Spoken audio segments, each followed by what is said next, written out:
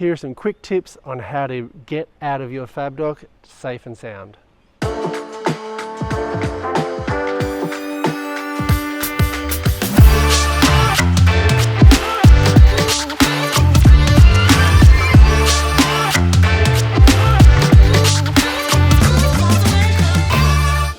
Welcome back to the Rudder. Welcome aboard Antoinette, our Merry Fisher 895. We're about to go out for a few days, very excited, lovely weather at the moment, and just thought we'd do a quick little tutorial on getting out of your FAB dock. It is really super easy, but there are a few little tips and tricks we can do. One thing to note is that the FAB dock is completely dry. There's no water in there. We've even had some rain over the last little bit, so it's all dry. First thing is certainly leave your boat all tied up. The first thing you'll need to do is unplug the bilge pumps, so when you let the back down it doesn't start pumping all that water back out, and secure that with a small strap. There it is. Before letting the FAB dock down, and this section is where it's going to bend, I don't really like having the shore power in there. It can go under there, it can get in the water. So I remove the shore power so you just don't have electricity or anything around your engines as that FAB dock folds down. And we can put that away in a second because we're going to have a bit of time. Our boat's all set. We've got everything away from the parts of the FAB dock that are going to go into the water, nice and dry, and just check that, one, there's no oil or no marks, and nothing is accidentally dropped in there whilst you're getting prepared. Now's the exciting bit, releasing the air of the FAB dock. Just grab, this is the newer version with the little koozie on it, very slick. Quick undo, and just inside there's a valve. Push it down and turn it to release the air.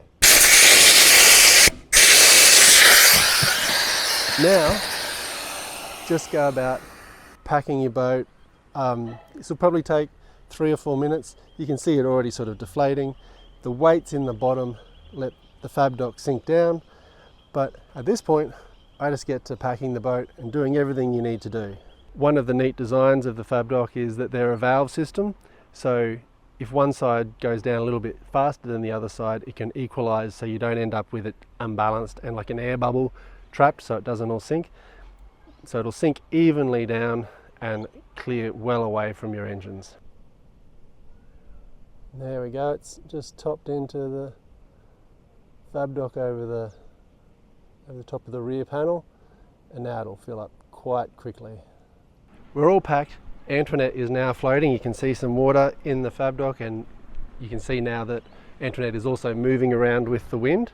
Oh, we've packed everyone, including Pippa, who needs to just go on, back up a little bit, back up. No. Make sure everyone's packed away. One of the key things to remember is to just close the valve off. So you just want to screw this back on in case there is any rain or debris or anything whilst you're away. You don't want that flowing into your rear tubes. So close that up. And now pretty much we're ready to cast away just like we would off a normal pontoon. And you can take everything really slowly. We're going to throw the drone up so you can see how we go. A real benefit is if you do swing too early or something like that, you're not going to knock the nose on the pontoon. The only thing you have to worry about is the corner.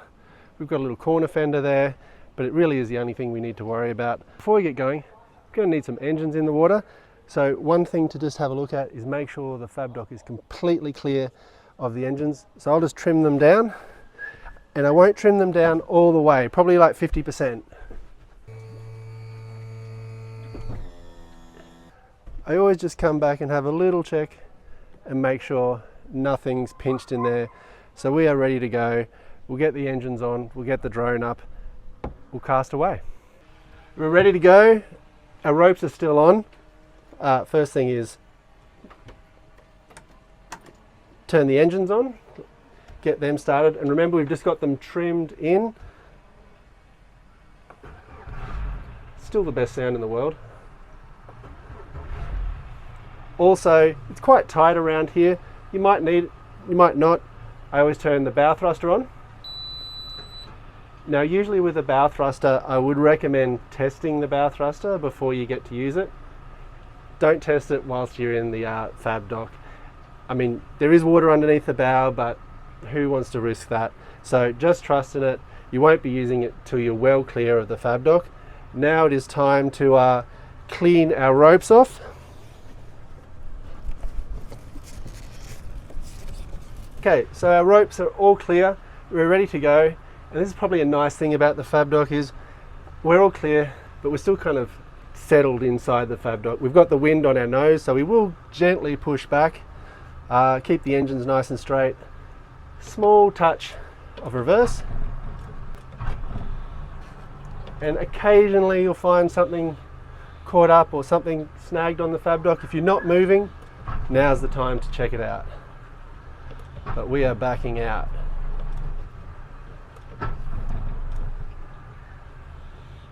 And just trying to keep everything nice and straight. As I did mention, if you do go a bit askew, you are going to be protected. We're almost clear of the FAB dock itself, so I can put my engines down. My bow is clear of the pontoon, so I can start my swing.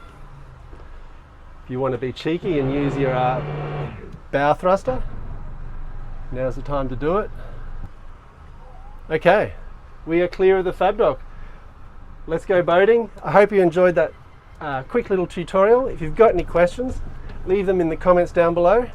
Otherwise, we'll see you next time on the Rudder.